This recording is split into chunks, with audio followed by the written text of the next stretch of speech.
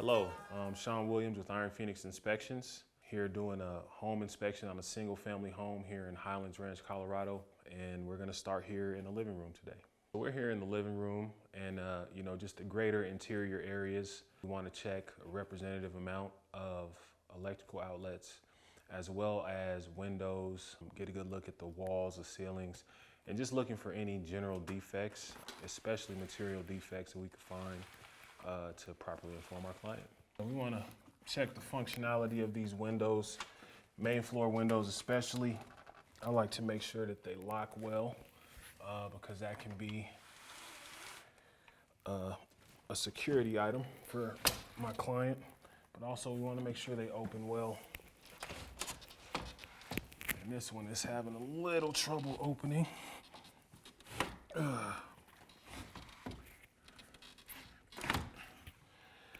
Also, it looks like we may have lost our thermal seal here. So we're not getting any good insulation from this window. So this could definitely use some TLC from a window contractor of some sort.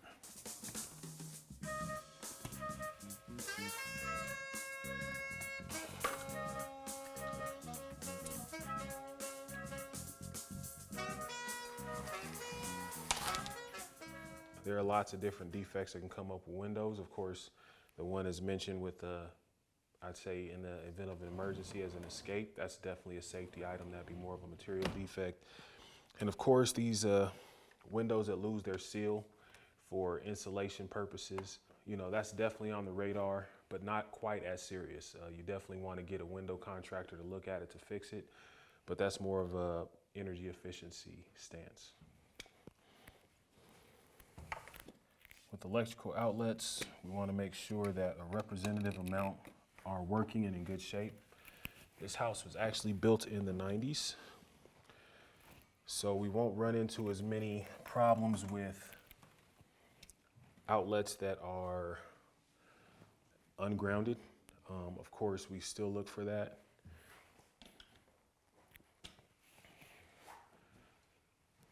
But we want to make sure that no outlets are miswired, reverse neutral ground, things of that nature.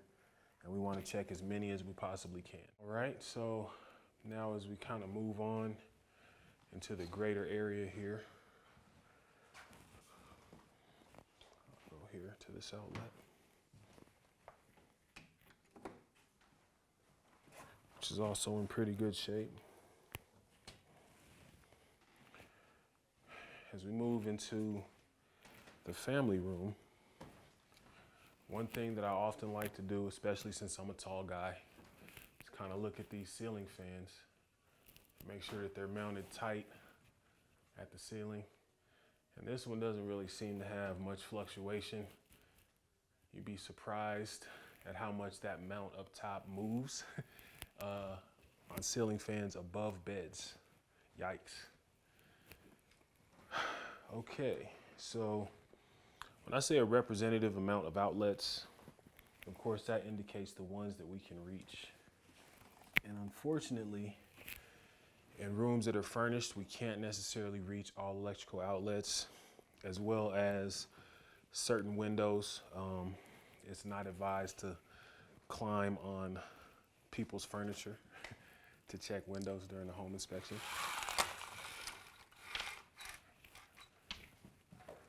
But the windows and outlets that are accessible, we definitely want to make sure that they are in good shape.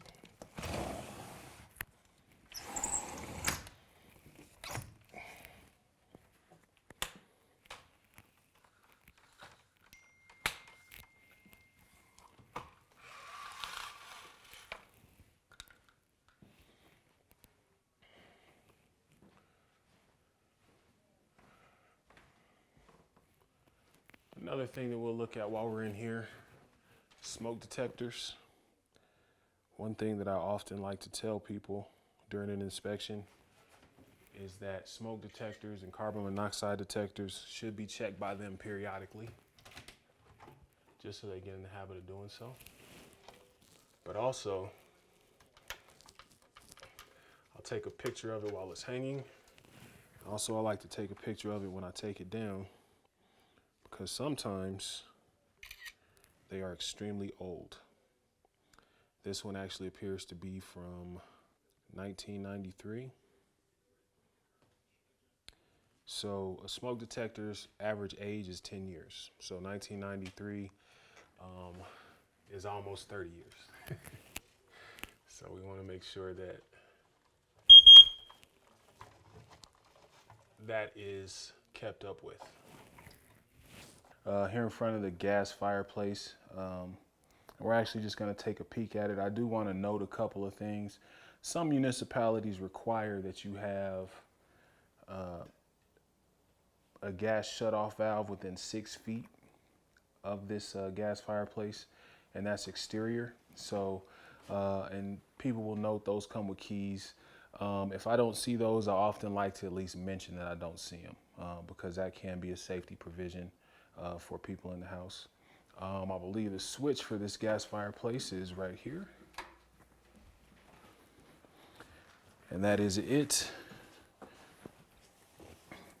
That did fire right up. So the pilot light was lit. We as inspectors do not like pilot lights.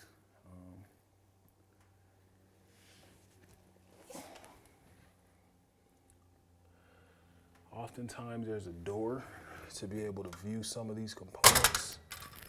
This looks like it actually just has some clips that hold this on.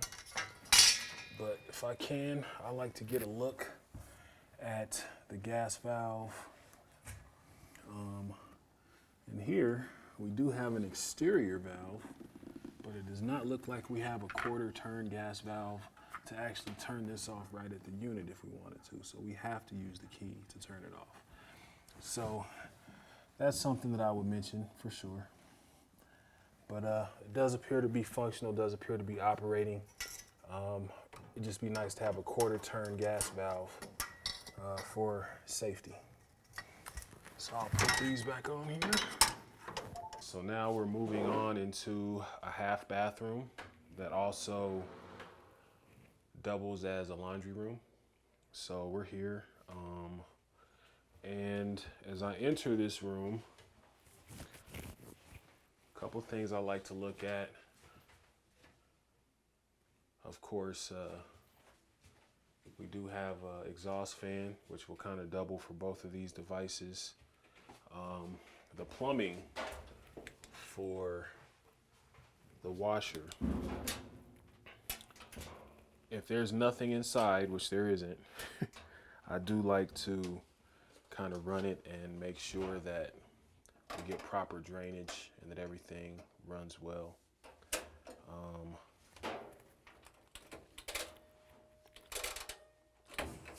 And then that can kind of be running while I check some other things in this room as well. Just kind of help with time. Another big deal in a laundry room is the exhaust vent for the laundry. You know, I always like to indicate in any report that it is an area of constant heat that should be periodically checked, hopefully annually. And the truth is, we can't really see that. Sometimes we can see from the outside that it's all junked up and has a lot of lint and stuff in it. But also, when we're in here, we want to make sure it's properly connected if we can. Sometimes it's obscured, but we'll just kind of take a look.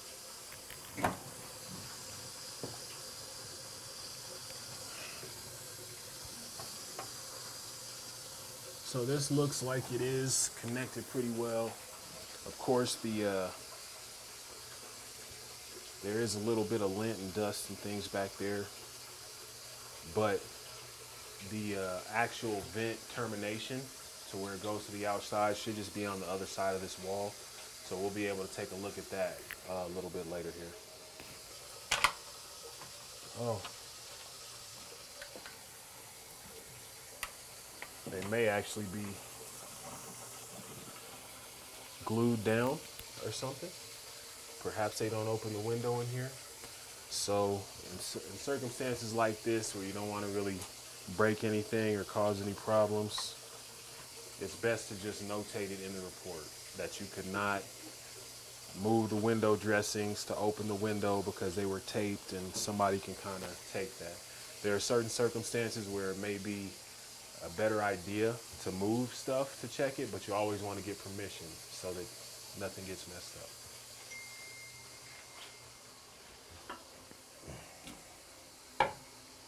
So with the toilet, I always like to kind of jiggle it a little bit, make sure it's solidly mounted to the floor.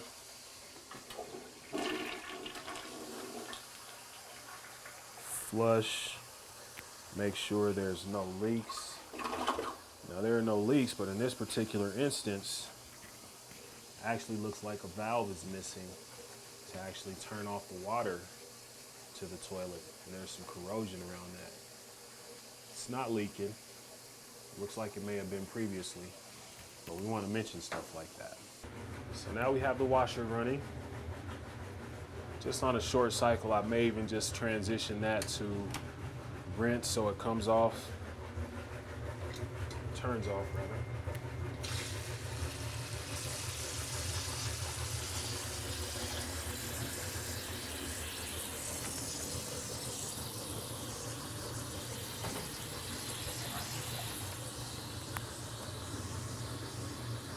So water drains effectively. We don't have any leaks under the sink, it doesn't look like.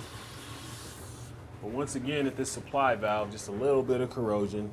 So I always like to mention that, but that's something more that I caution. If it's leaking, then it's a different story.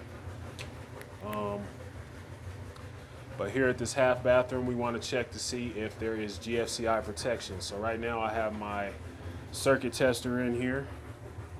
And this particular outlet does not have a button for GFCI. So if I press the red button on this circuit tester, then it should actually tell me whether or not it's protected.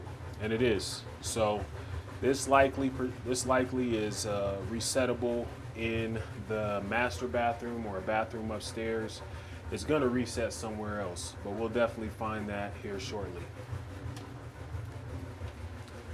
All right.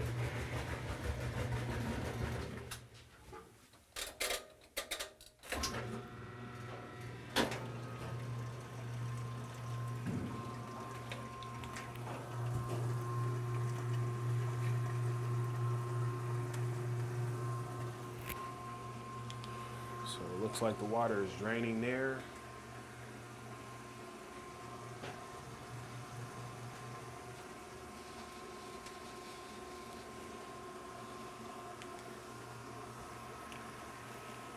Does not appear to be any leaks anywhere.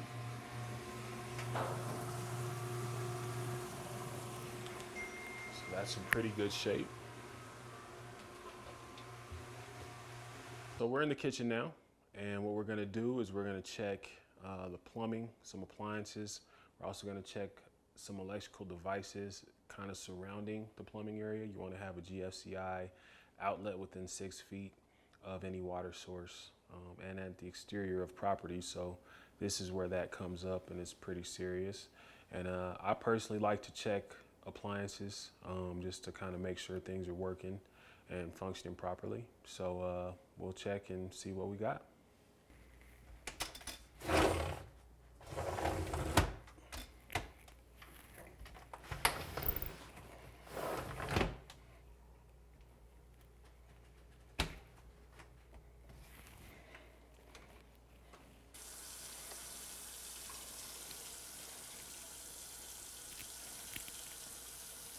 While this water is running, this is also a good time to check the water heat. That's something I often like to do.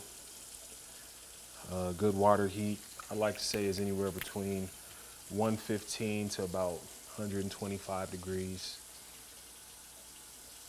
But that just kind of gives an indication of the water heat that is kind of coming from the water heater and how that's performing.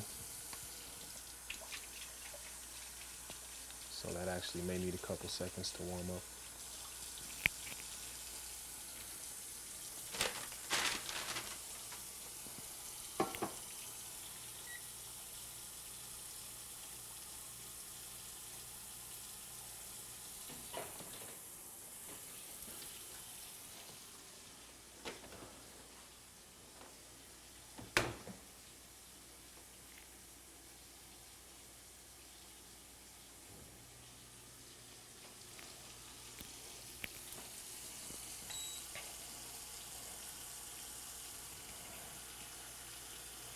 And the heat of this water is right around 135 degrees, so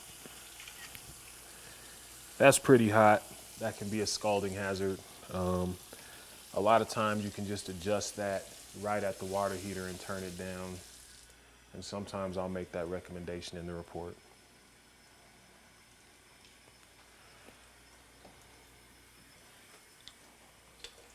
But yes, as I mentioned, GFCI Protection. That does reset back behind here.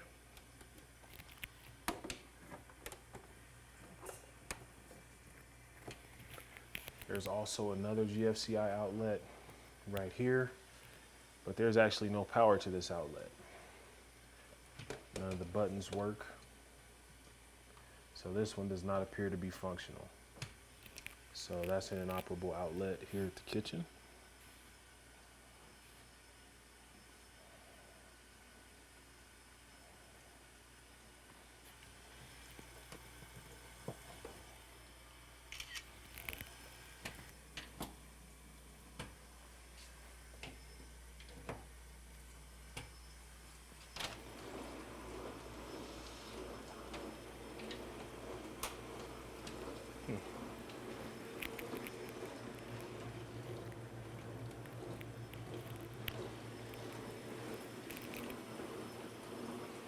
So another handy test that I like to do is testing the microwave. I actually have an InterNACHI microwave tester here. So I could put it in here. And we really want to run this microwave for less than 5 seconds. Just long enough for this light to come on.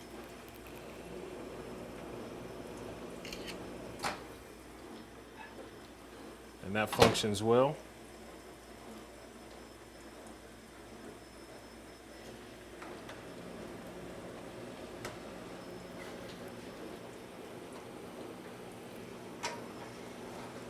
And we don't have anything escaping the microwave, so that's a good thing.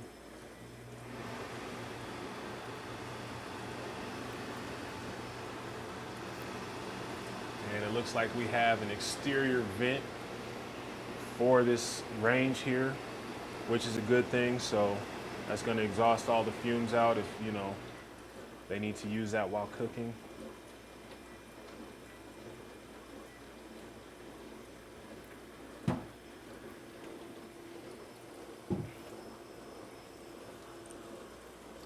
So one way that I like to load the plumbing system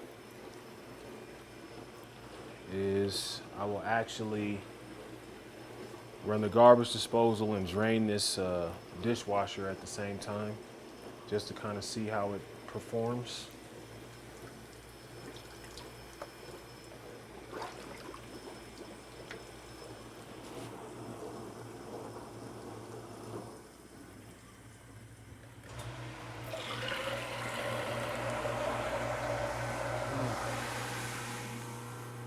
Appears to have just a small leak. But the location which we had that leak was from these holes here on this garbage disposal. So it doesn't look like a profound leak. It looks like it probably was just from excess flow. Let me try that again.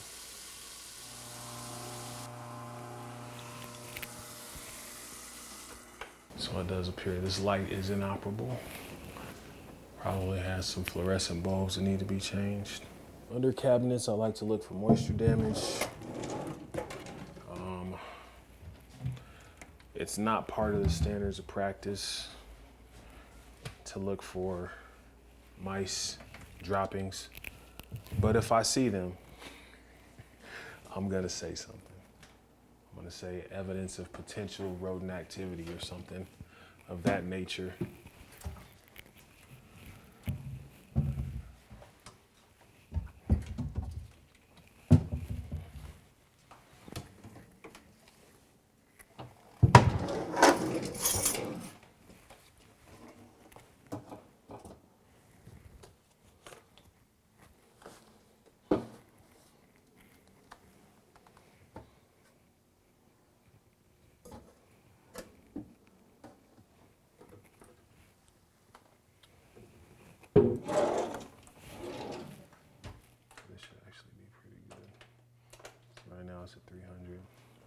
So I bet it's around 350 inside there. We'll see.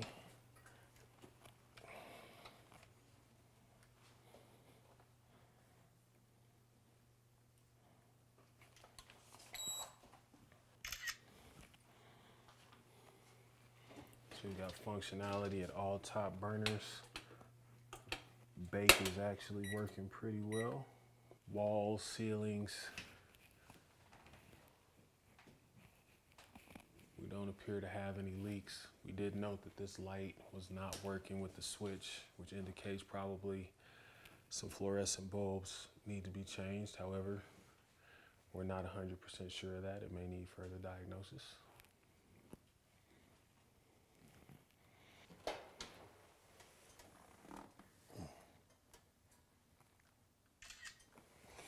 So the broiler is good.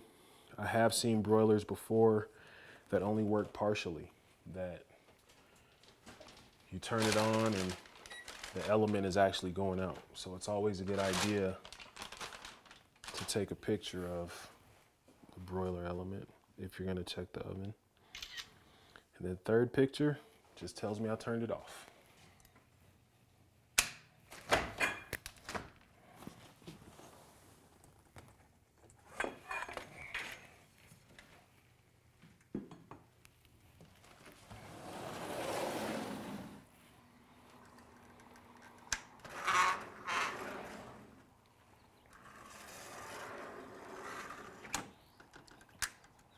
So patio door and screen door appear to function well.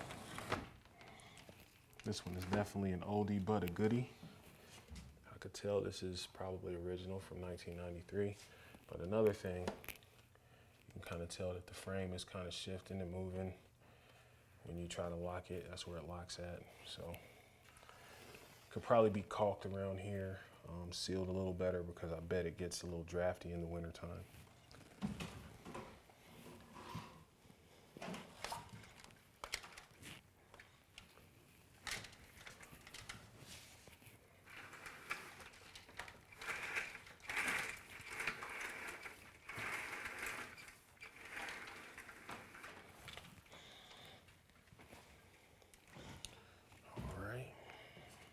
What I'm gonna do now, I'm gonna take a peek in the attic. This attic hatch is located right here in the second floor hallway landing area. We're gonna look at the structure of the home. We're gonna look at the insulation, ventilation, several factors, and see if we have any defects. Right now, I'm putting on this face mask so I can go up there safely. There's likely fiberglass insulation. Fiberglass is not something you want to have in your lungs. So I like to put this mask on before I go up just to ensure that I can breathe well.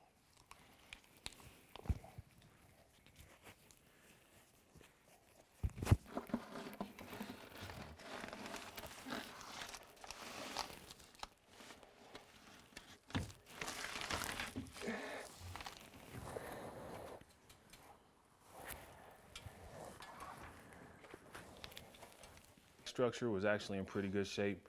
I always like to take pictures, and what we have is engineered trusses. So those looked pretty good. Also, we had some loose fill fiberglass insulation, which was also in pretty good shape. Looks like we had a significant amount, which should maintain the energy levels the way they should be. One thing I found, the pull string for the attic light actually was not functional. So I was able to pull it to turn the light on, and I could not pull it to turn the light off. So that's something that is kind of damaged and should get some attention. Probably won't be used very much, so I just slightly unscrewed the light bulb a little bit. But yeah, everything in the attic appeared to be in pretty good shape. So I always like to kind of shake the railing. And when I think about it, I think about, you know, can it hold a 200 plus pound person as they lean on it. And this one has a little bit of play in it, but not significant enough that it can't hold someone as heavy as me. And I'm 250, so that's a good thing. as we mentioned downstairs, and I kind of want to hammer this point away again, just because it's really important to safety, the smoke detector. I'll take a picture of this one, then I'll pull it down. A lot of times you can just look at it and tell that it's very old. And once again, this one looks like it's from 1993, and it is. In addition to that, there are no carbon monoxide detectors, and there are a lot of sleeping rooms up here. So it's actually a law in the state of Colorado that you want to have a carbon monoxide detector within 15 feet of each sleeping room.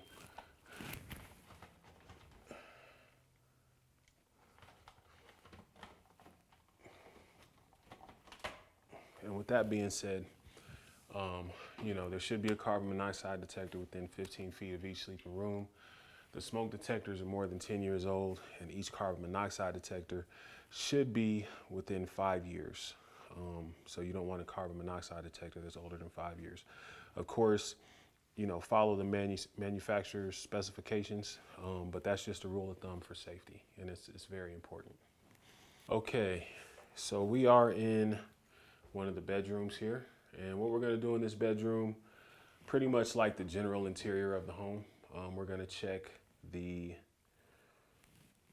windows, outlets, look at the ceilings and walls. There is an older smoke detector in here once again. I suspect it's from 1993. Once again, the ceiling fan, I do kind of like to check that out and take a look at that. So this is actually a bedroom with a ceiling fan, and it's really looking kind of loose at the ceiling here. You can kind of see how much play is in it. And as this rotates, you know, you can have somebody sleeping in here and a ceiling fan could fall if it's not properly secured. So to me, that's seriously a safety item. It's something I like to mention, and I like to check as often as I can, as long as I can reach. So the door opens and closes well.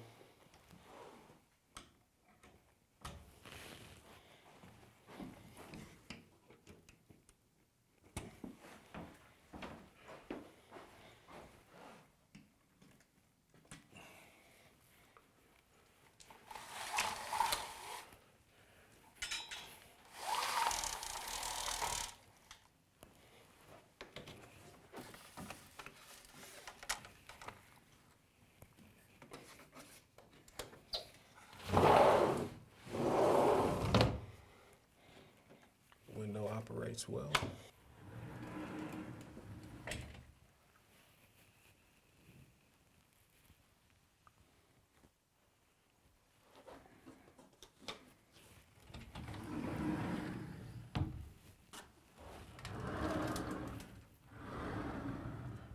Doors operate well. No indication of leaks or things anywhere.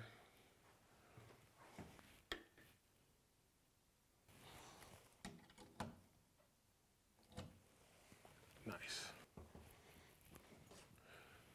Okay, we're here in the master bedroom. Once again, that ceiling fan appears like it may be a little loose. We'll kind of take a look and see. Older smoke detector. Guessing that's from 1993.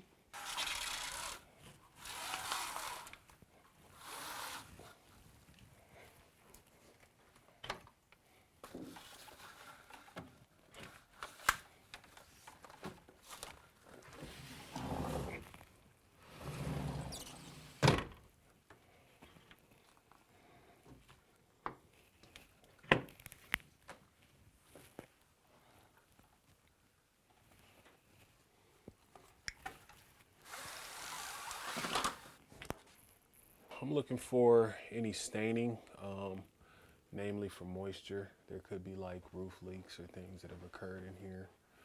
It doesn't look like we have anything like that. Also, just anything at the perimeter, holes, things of that nature. Any kind of damage.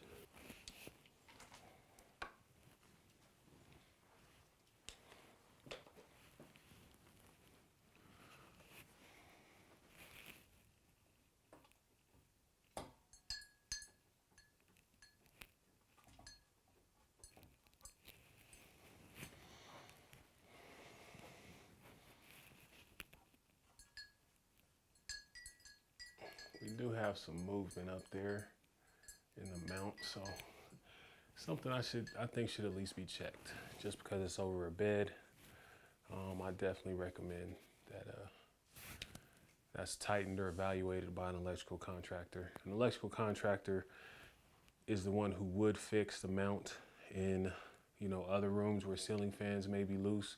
A lot of times there's a rod that can run in between joists or ceiling members to kind of further to give more structural integrity to the actual fan mount, and in some cases that may be necessary. But moving on to the master bathroom. So here we are in the master bathroom. We're going to check the plumbing fixtures, put a good amount of water in the tub, run the shower, toilet, sinks, things of that nature. Make sure we don't have any leaks that are noticeable. Also, we want Gfci protection at these outlets as well. And it appears that this is gonna reset at the same one that the bathroom downstairs reset at, which was in the basement. So I will reset that. Stuff like this is what I tell people is on the honey-do list. What we have here is like a sink stopper that doesn't quite stop. So, you know, that's something that will keep somebody busy on the weekends once they move in. We also like to check the functional flow of the water to make sure we got adequate water pressure. So the shower and the sinks run together pretty well. The bathtub will probably slow it down slightly. Another thing that could potentially be more serious is something like this. We got some corrosion at the drainage plumbing. Doesn't look terrible, doesn't look like there's really any leaks, but it's something that we want to monitor.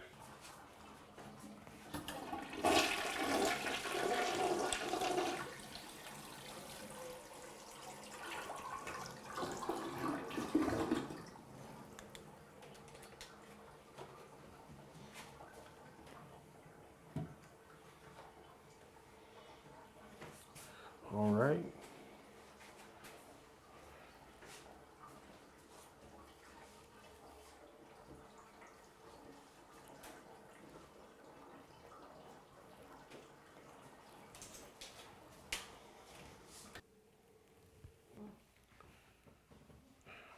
Okay, so we are in another bedroom here. Have another fan.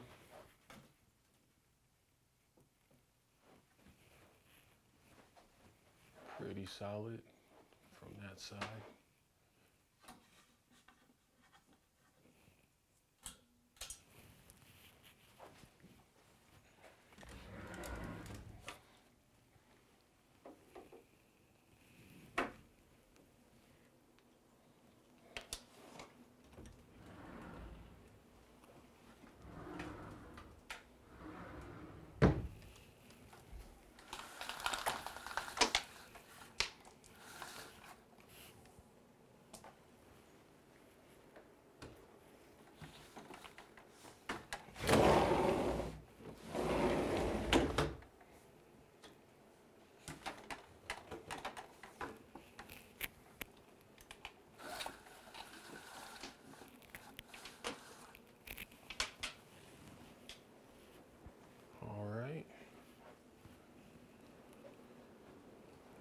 I think I'll slow this down a little bit.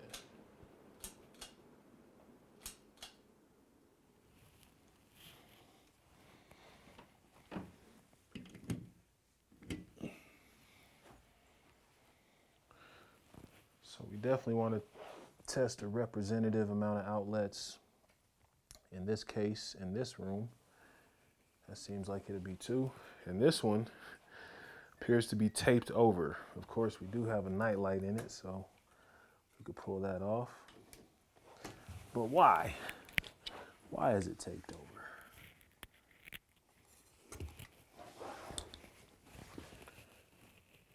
Does not appear to have a plugged ground hole or anything.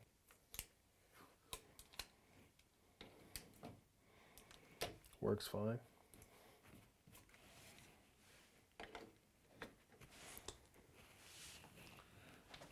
All right.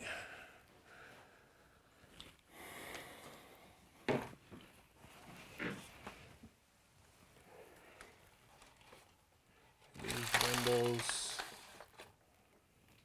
do not open. They appear to have maintained their thermal seal, at least this one.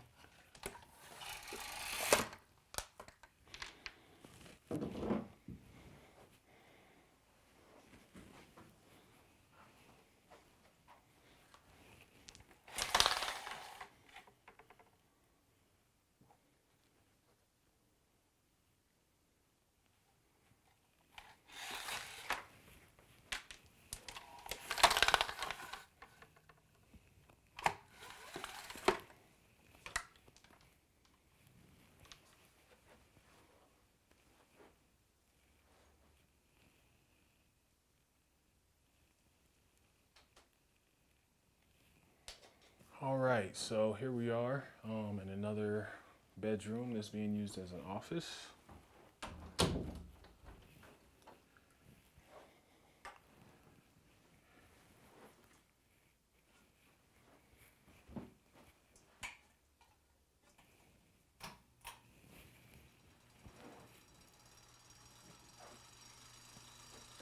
Now that is making an odd sound.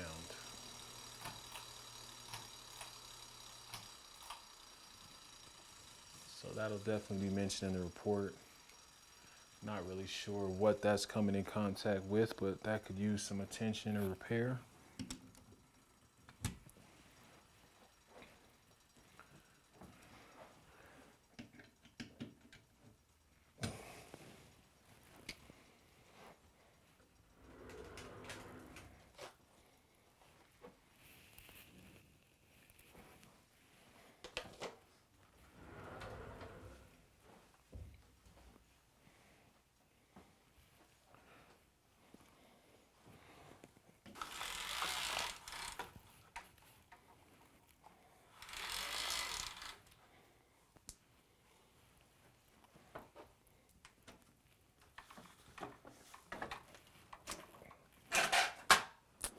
Of course.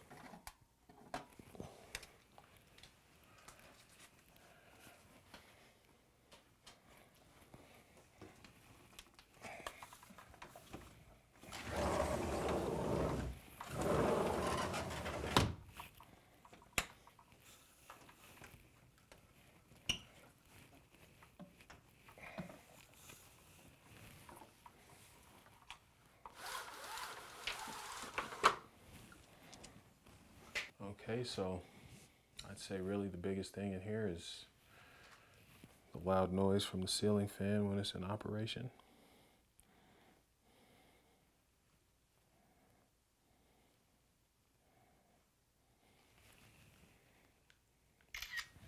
Of course, the old smoke detector, but that's pretty pervasive throughout the house. So, all right, so we're in the upstairs bathroom. Exhaust fan is pretty noisy. You know, it's probably original. Could be kind of at the end of its useful life. We're not totally sure. We can just mention that it makes noise. The GFCI once again resets in the basement, like the other bathrooms. So we will take a trip back through the house once we reset it.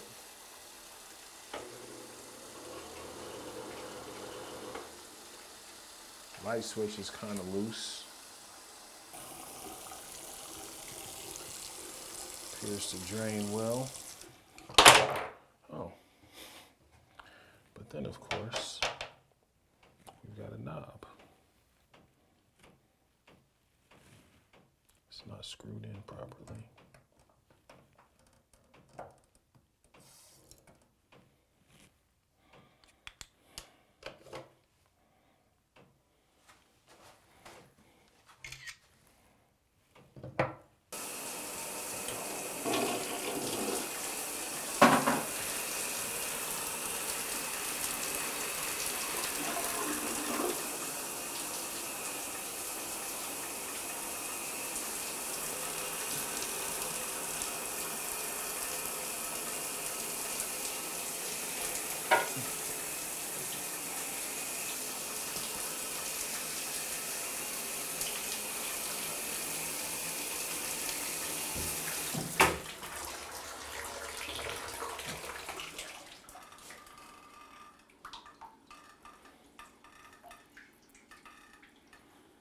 Taking a look at thermostat, make sure that it functions properly. And I always like to document what temperature it was at when I got to it, because whoever lives there likes to have their thermostat step where it was when they get back home. So right now it's at 71. I think what I'll do, or actually it's at 68. So what I'll do is I will turn it up to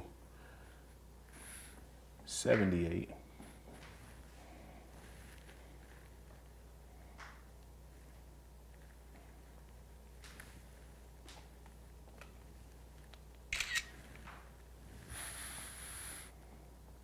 And we will check the function of the furnace.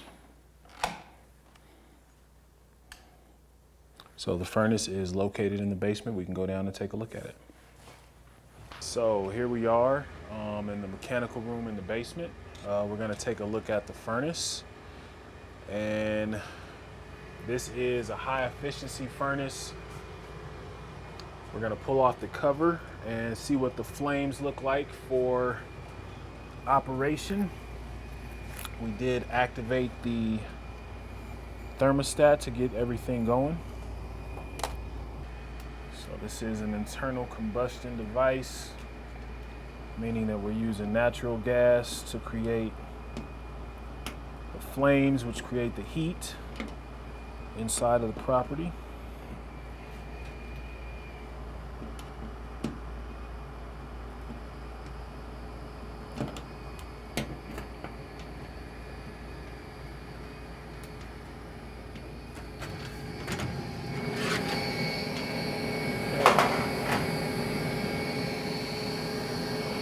So as we open this up and take a look at it, looks like the flames are actually burning blue. They look pretty good actually. But there are a couple things that have to be mentioned about this furnace. So this furnace appears to be from 2001. So this looks like it's a little over 20 years old. For a furnace, sometimes that is towards the end of its useful life. And I always like to tell people that it's getting old. If it's still functioning, that's a good thing. You just want to make sure that you get the proper maintenance done. Also, it looks like at some point, probably during the cooling season, we had some condensation problems here.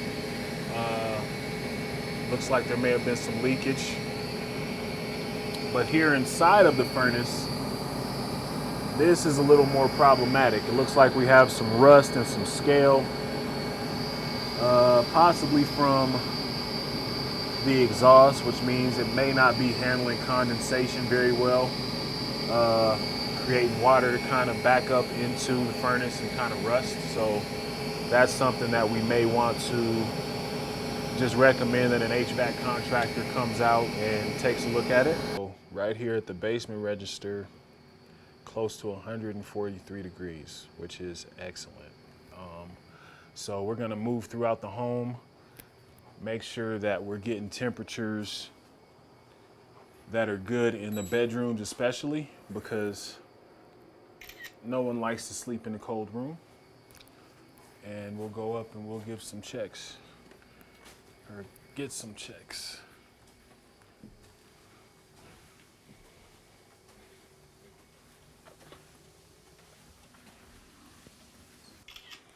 So here, 133 degrees.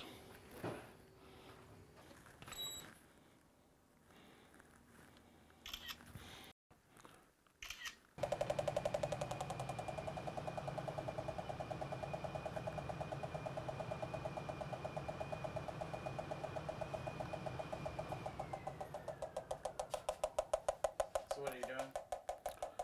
So right now I'm just checking the gas line to see if there are any leaks present.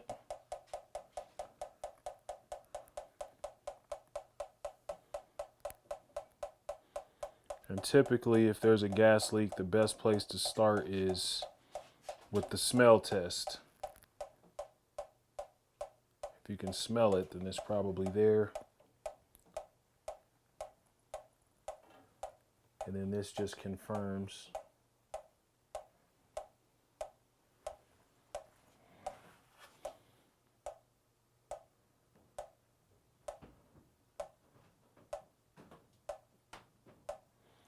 So it does not appear to be any gas leaks.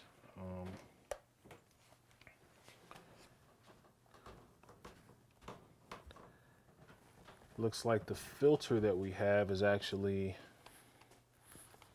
one of the electronic, or I believe electrostatic filters that are used. But before I check that, I'm also going to look in the lower portion of the cabinet, just because we had rust and corrosion in that area. We're going to see if we have any down by where the blower is. See if it's any worse or if there's anything that's notable. Yeah, there's a little bit of rust just in the channel, I guess I should say, that would hold the traditional filter, but the blower itself does not appear to be affected or have any damage to it. So really just this portion of the furnace has the most rust damage, I would say, that could be problematic. So looks like there's a high efficiency air cleaner. So we're going to take a look at that, see how it appears to be.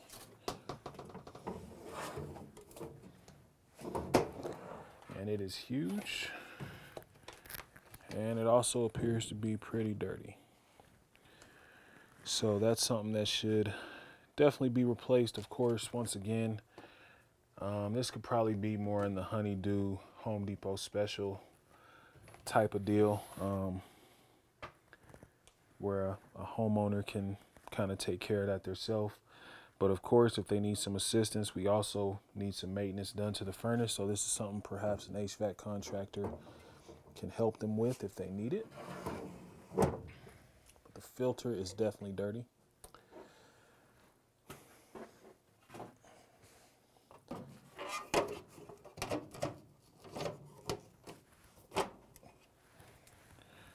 All right, and then we could just kind of put this back together. Other components we're taking a look at, we have the intake air, which is this one here. This is the exhaust. And it is PVC. Doesn't look like the heat has really destroyed this any, but that can be an issue, and we'll take a greater peek at that inside of the crawl space to make sure that there's no damage to the exhaust plumbing of the furnace exhaust. All right, so now we're moving on to the water heater, which is in close proximity to the furnace here. This water heater looks relatively new, but we're gonna go through and look at everything, including the plumbing. With the plumbing already, I can kind of notice there's a little bit of corrosion here that could probably be shored up. Doesn't look like it's leaking, but it could in the future.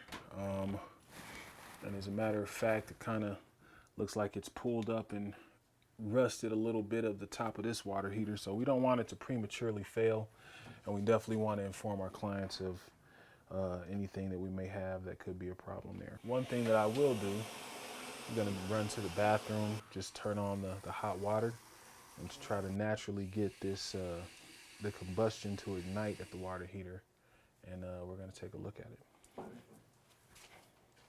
The half bathroom, the bathroom in the master, and also the second floor bathroom, they all reset to 1 GFCI, which is located here next to the water heater.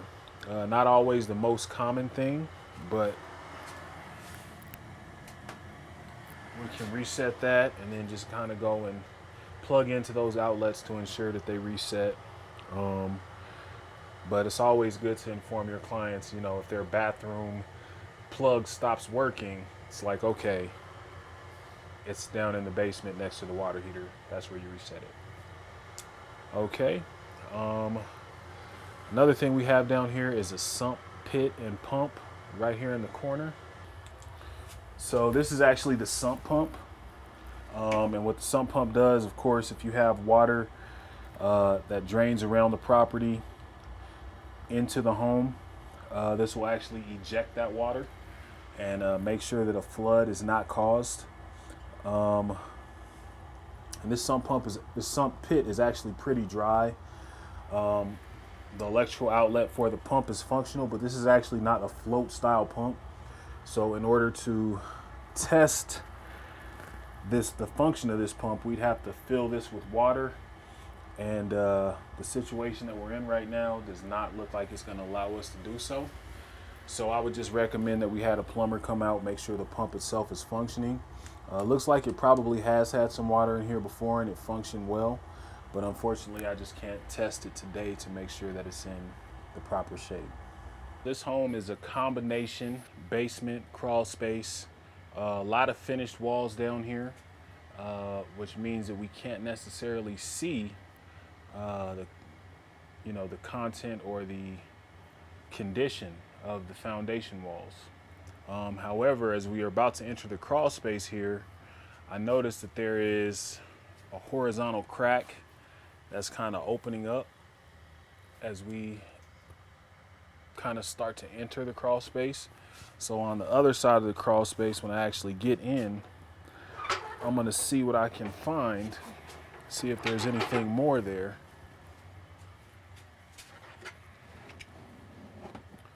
I'm going to move a couple items just to make it a little easier to get in.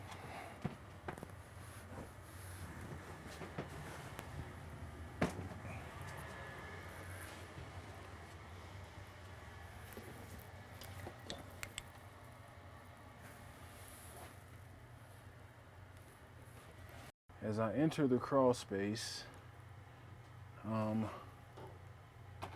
first thing I want to do is kind of take a look at that crack that I talked about. Oh yeah. And we have a pretty serious horizontal crack here at this point in the property. So this horizontal crack, as we saw, kind of started out there and it's just got bigger as we've kind of moved in here into the crawl space. So, typically we don't want to remove client or remove any homeowner belongings or things like that. But a horizontal crack is a pretty serious structural deficiency. I'm gonna kind of pull some of this insulation down to see if the crack gets any worse. Oh yeah. And it just continues to go all along the back here. So in an instance like this, we would definitely want to recommend that a structural engineer or a structural repair contractor comes out and evaluates this to kind of make a determination on what they can do for repairs and really the condition of this foundation wall, especially since we can't see the other wall that's actually finished. So we don't necessarily know the condition of that, but we know that this is pretty bad. So yeah, this is definitely a material defect. Well, I'm looking at this duct work. I can tell that this duct work here already has duct tape on it, which, believe it or not, is a no-no. So we don't want duct tape on ducts. This should be the shiny HVAC tape to kind of seal these up. So that could be replaced. HVAC contractor, not a, it's definitely something to mention. Also, there's some plumbing down here. I want to see if there's potentially any leaks or any adverse condition to this plumbing material down here.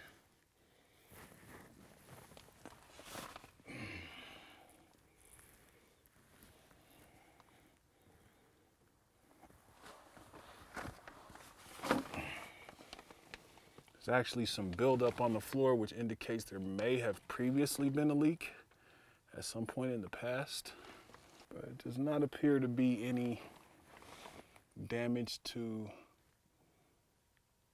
the subfloor or the joists, so that's a good thing. The exhaust plumbing for the furnace and the water heater actually appears to be in pretty good condition. In this crawl space, I did look at the plumbing, the duct work, the exhaust piping, and the visible portions of the foundation wall. And what we found really was the foundation wall had a horizontal crack that's pretty significant. Definitely requires some further oversight from a structural engineer. And aside from that, there were some duct tape on some ducts, things like that, some visible, I guess, buildup on some of the floor, but no visible leaks at this time, or no current leaks. So, but that crack is pretty significant and it should definitely be evaluated. So here we are at the finished portion of the basement, and we're gonna check some things like the electrical outlets. The main water shutoff actually is accessible at this portion of the home, as well as things like egress escape windows, which are safety related. So we'll get into some of those items while we're down here in this main finished basement portion.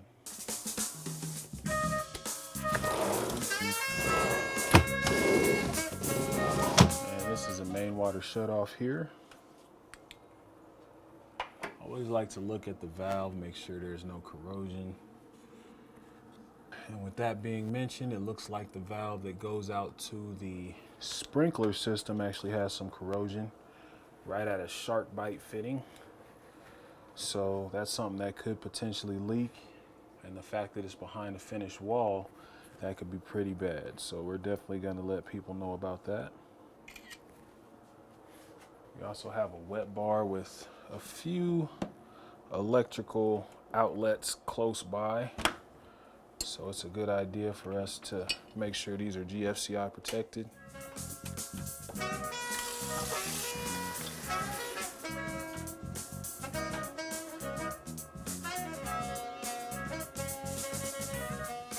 So we are in the fourth bathroom, the basement bathroom.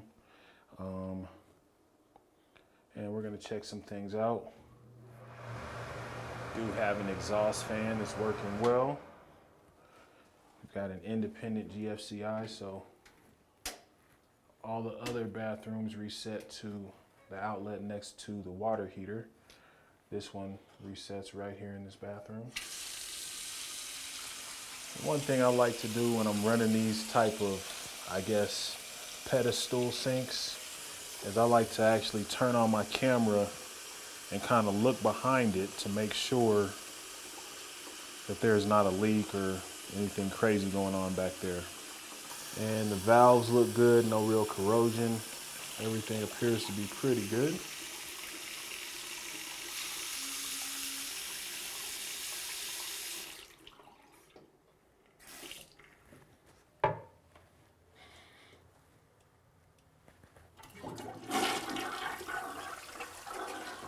Some of this tile here actually has some grout missing, and that's something that I'll mention because I can't tell if any moisture's gotten behind there. Of course, I do have my moisture meter, but if I turn the shower on, it's going to tell me that it's wet for sure.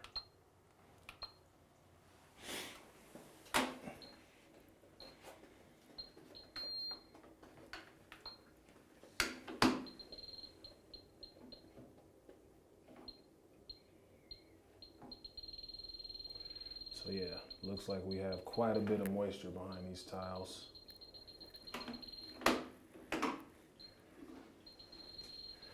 But once again, it is in the shower.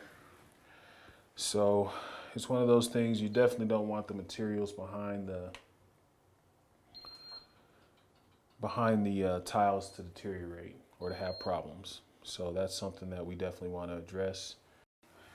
We have the tiles that are surrounding the bathroom, or the shower, I guess I should say. And we're kind of under 10% moisture content where we don't have any compromised grout. But as soon as I go to this area where the grout is broken, sounds like there's a lot of water under there. So that's something to be aware of.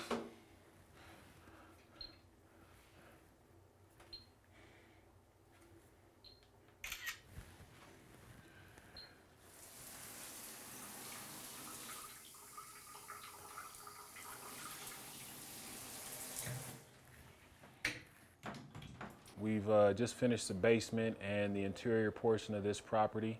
So we're gonna step outside and take a look at some other exterior things. It is the first day of March here in Colorado, and we actually have a 70-degree day. So I have the pleasure of being able to run the AC unit, and we're gonna check and see what kind of cooling temperatures we get. So we're gonna take a look at the electrical service panel. So the shower here itself, located at the rear of the home. We will turn it on. Got the meter here. We will not aim at those, which is tagged properly, so it can't be tampered with. I am gonna open this up and take a look at this electric panel. And also I'm gonna pull off the dead front cover. That is not required for the standards of practice. However, I always like to look in there to kind of see how the circuits are terminated, to make sure things are properly sized, wire gauge wise, and things of that nature. What we have here is a 150 amp service with the main breaker being located here. And then we have all these that are pretty neatly marked, letting us know what all the circuits are. A lot of 15 and 20 amp circuits. So what we're gonna do now is we're actually gonna pull this off here and take a look.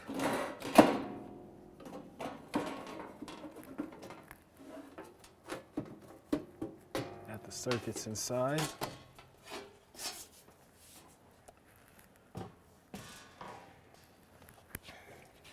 And as we look inside here, what we're looking for are things like double taps, improperly sized wire gauges, as well as any adverse circumstances you might note inside of an electric panel. So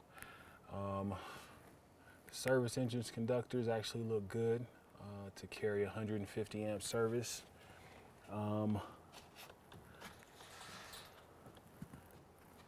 The wire gauges appear to be in good shape for the circuits that they are connected to. Noting that larger wire gauges are at the 50 and 30 amp breakers. The grounds are actually landed on this side, and we actually have the neutrals landed on this side. None of them appear to be double tapped, so that's a good thing. So everything appears to be in pretty good shape at this service panel. Actually still got a little bit of room if they wanted to add some things in. So we're gonna close it up. We've had the AC running for probably about 15, 20 minutes now. And I will note that we have about 76 degrees coming into the home, or coming into the vents blowing into the home, the supply ducts, I should say. And the return duct is actually at 76. So what that tells me is the AC is not working. And of course, you know, we're coming out of the heating season. We've had some pretty cold days. I'm not sure if they're aware that the AC doesn't work, but we have this thermostat set to 59 degrees, and we're not getting any cool air coming from the AC. So we will take a better look at the AC compressor just to see what we're looking at. So we did just test this AC unit on the inside. We found that we were not getting any cool air. And this AC unit appears to be from 1996. We're missing some insulation here at the suction line. It's just in pretty poor shape. So, of course, I recommend that an HVAC contractor take a look at it. An HVAC contractor may look at it and say it's 26 years old. It may be time for a new one. But we know that it wasn't working just based on the tests that we performed inside the home. But the AC unit itself did not operate and is actually in pretty poor condition. So we're looking at the deck. Appears like the handrails are in pretty good shape. Balusters are decent distance apart, so not really worried about anybody falling through there or getting hurt. We got some decorative trim that's kind of coming off a little bit. So that's something that we can look out for, especially if we have any jagged wood or nails that could possibly cut somebody. But just kind of moving around, just the way this deck is configured, it's very difficult to get a good look at the ledger board and all the components that connect it to the home. So unfortunately, I can't really speak on that. When it comes to something like a ledger board, we want to make sure that we always have some flashing over it so it's not getting deteriorated or there's not any damage being done to it from water over time. These joists appear to be in there pretty solidly with some good joist hangers from what I could see. But once again, it's just so low to the ground and everything is so well covered that it's difficult to get a look at all the components. So when we were previously in the house and in the crawl space, we noticed there was a horizontal crack that kind of ran the span of this portion of the crawl space. And this is the corresponding place outside. This grading actually looks pretty neutral, perhaps even, you know, graded negatively to some degree. So this is probably something that could be improved to make sure that the crack is not worsened or that it is given the proper attention.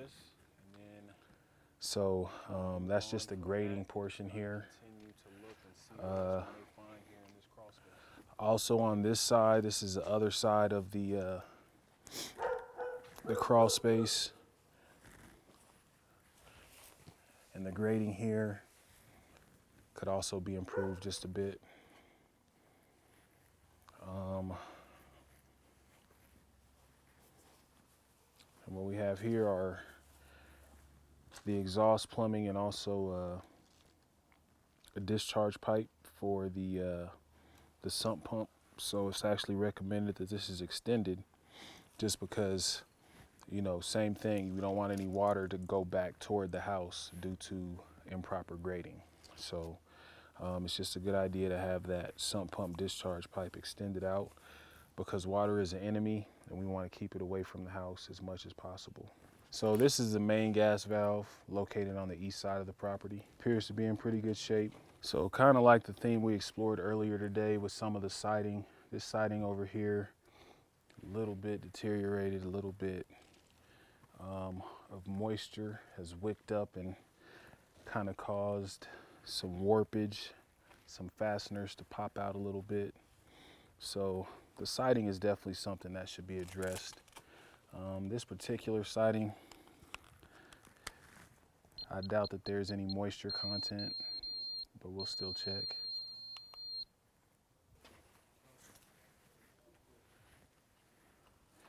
And this is a dryer vent.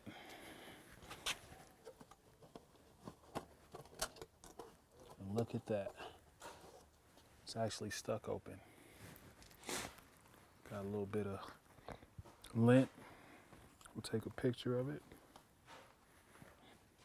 Yeah, this is the outside of the garage. Siding is okay. Maybe a little paint, but nothing too bad there. So now I will go into the garage and kind of see what we got there. So here we are in the garage. What we're going to be doing here, checking the function of the garage doors, the safety mechanisms that are in place, checking the firewalls, and also making sure we have some Gfci protection. So those are a few things we'll do in here. First thing I'll do is I will check this garage pull cord and make sure that we have good tension on the springs.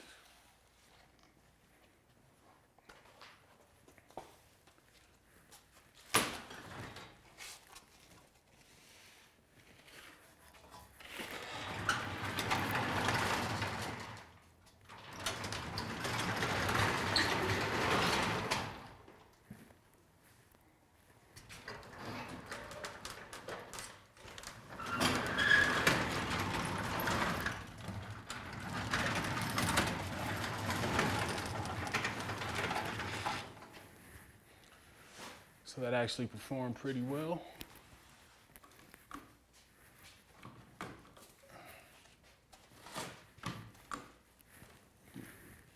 Let's make sure that that's connected.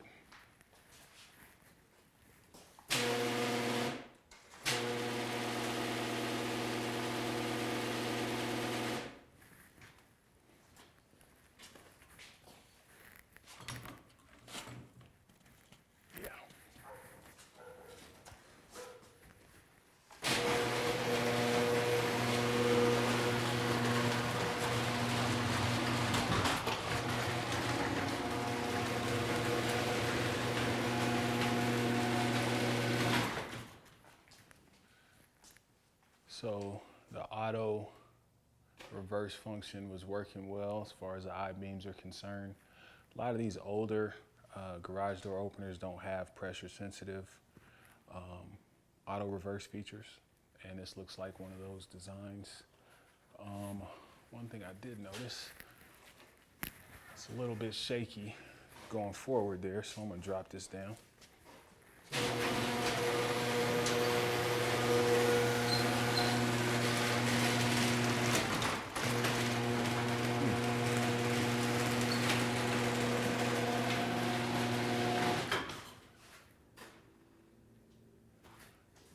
Let's try that again.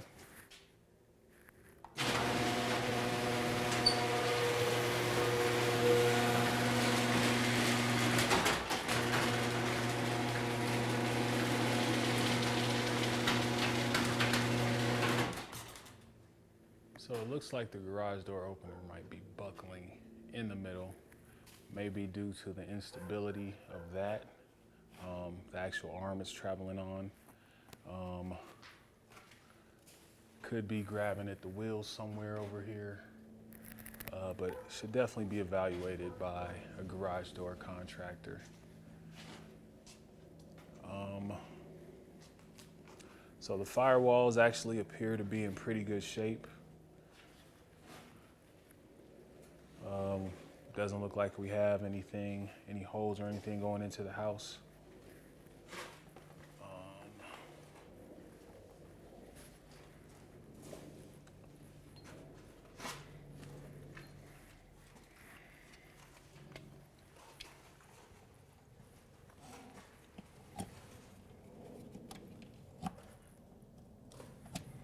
We do have Gfci Protection, and if I had to guess, that's going to be in the basement next to the water heater. So we will reset that. Could also be next to the kitchen because the other exterior outlet was next to the kitchen. Another thing we like to check is an auto close feature on a fire door. So we do have an auto close feature, and this is in fact a fire door. There's typically a tag here that indicates that this tag is painted over, but the solidness of it does lead me to believe it is a fire door, but unfortunately I can't read the tag.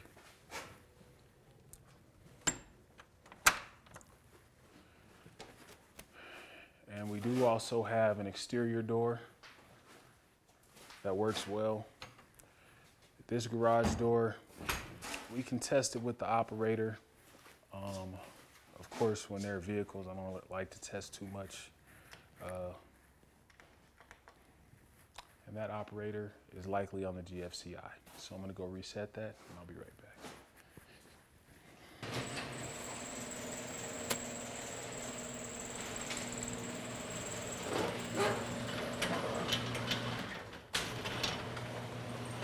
So yes, it appears an auto reverse feature on both doors is in operation. Of course, you know, this one buckles a little bit, so that's something that we could mention because we couldn't get it to close in entirety, so we'll probably have to hold it down to close it. But outside of that, I would say really there's just some other areas in the front we want to take a quick look at, and then we should be just about done. So once again at the siding here at the front window, it appears that we have some deterioration here. And once again, we have had some recent snow. This is kind of pulling forth a little bit. So we're going to use our moisture meter to see if there's any moisture there. And not really. Actually, there is. So when I go down from the top, just because I'm sure the moisture was able to fall in, we have about 25% of moisture there.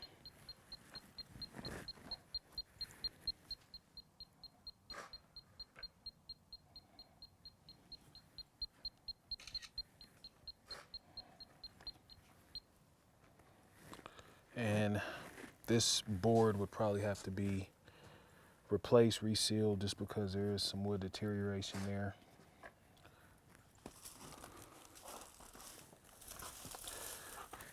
Also below, from this side, you can see it much better.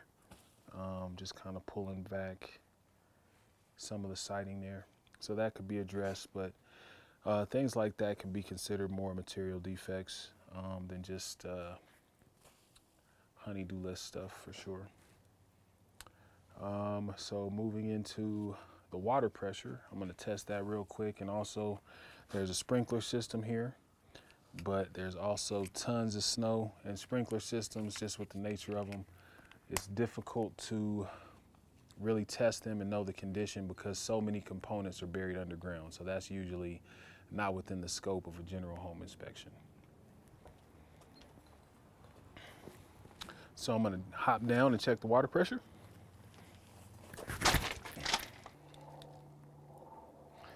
So water pressure is actually close to 70 psi, which is actually a great water pressure to have. We typically want the water pressure to be between 40 and 80 psi, 40 of course being on the low end. If you're at 70, you're pretty much in a good spot. So everybody's got plenty of pressure to their shower, and that's a good situation. Now I'm going to go on up and check the roof, check out the shingles, a lot of the hardware flashing, plumbing vents, general vents, things of that nature, and see what kind of condition they're in. All right, so here we are on the roof. Notice quite a few places there's some wood rot and deterioration, especially here at this window, but also here at this spot. It's pretty severe. So I actually have my moisture meter, and I want to see if we have any moisture there.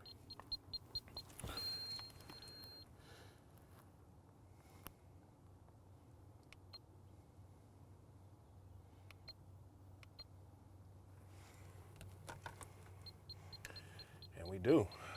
Looks like we have about 27%. So we recently had a snowstorm here. So this siding is actually being really kind of destroyed by moisture, and it's just kind of wicking up. We don't really have any kick out flashings. A lot of the ceiling and caulk is in pretty bad shape. So that's something that we should definitely get addressed and have fixed, or we should recommend is fixed. Just kind of moving around to other locations.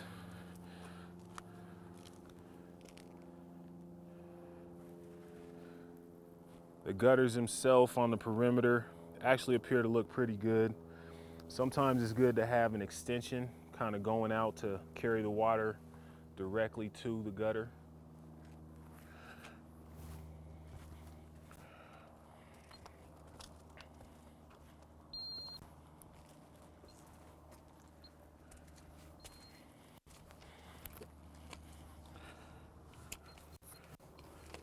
As we are here on the roof, really it's more of the same when it comes to this siding here. It's just way too close to the shingles. And since it's so close to the shingles, it's actually causing more deterioration, more wood rot. So that's something that should definitely be addressed. Usually want about an inch or two between the siding and the roof shingles. and it should be properly flashed just to ensure the water has a good path to go down. This kick-out flashing is actually pretty small here.